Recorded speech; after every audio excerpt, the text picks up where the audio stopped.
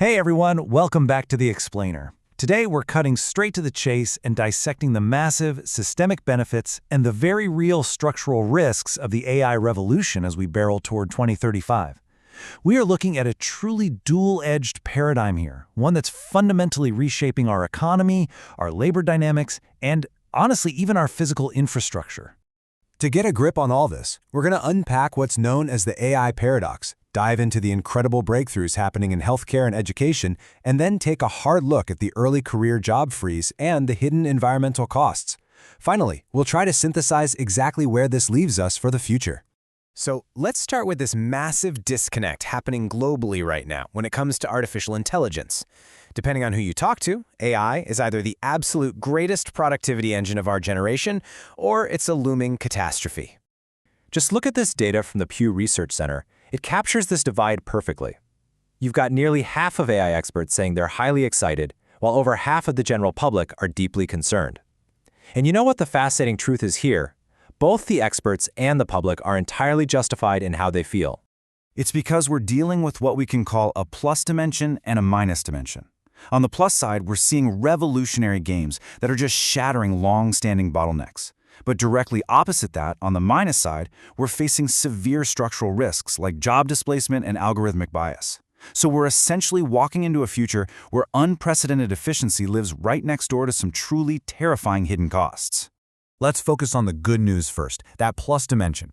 And we're going to look specifically at fields that have historically been bogged down by insane administrative friction and scaling issues, mainly healthcare and education.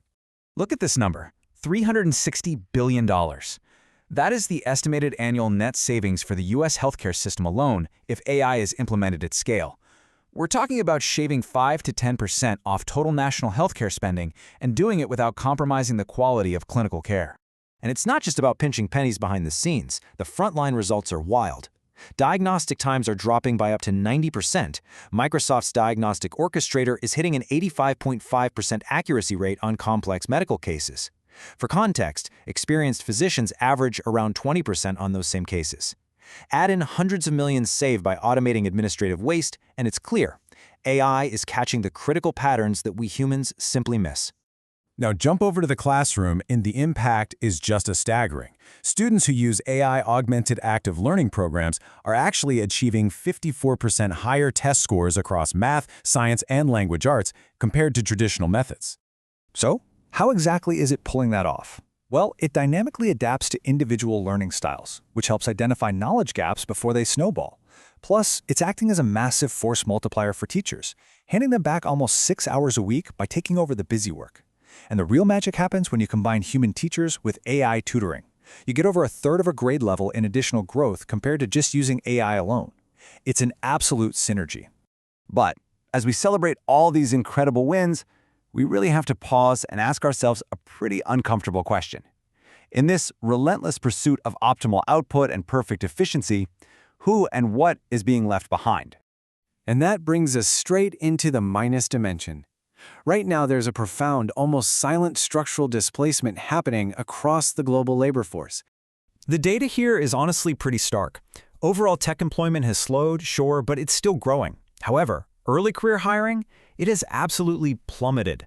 For junior developers aged 22 to 25, total job postings have fallen a staggering 53% since peaking in late 2022. The door is literally closing for newcomers.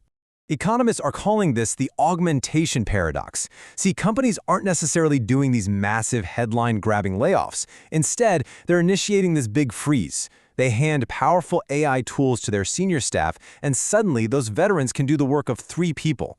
The company gets way more output without hiring, which silently makes those entry-level support roles completely redundant. The reality is that over 9 million jobs are highly vulnerable right now, and the pain is heavily concentrated on recent grads. Youth unemployment is nearing 6%, and it's rising fast. By freezing these entry-level roles, which, let's be real, is exactly where young professionals develop essential contextual wisdom, we are actively destroying the pipeline for future corporate leadership. And look, the toll isn't just economic. Beyond the labor market, the physical and societal infrastructure required to support these massive AI models is starting to buckle under extreme pressure. We always talk about the cloud like it's some weightless, invisible thing, but it is physically heavy, and it is incredibly power-hungry. By 2028, AI data centers are projected to consume an unbelievable 12% of all electricity in the United States. That's the energy footprint of entire industrial nations, and it's placing a massive strain on our existing grids. And it's incredibly thirsty too. Training just one major model took over 5 million liters of fresh water for evaporative cooling. Municipalities are having to seek billions in new water infrastructure funding just to compete with these data centers.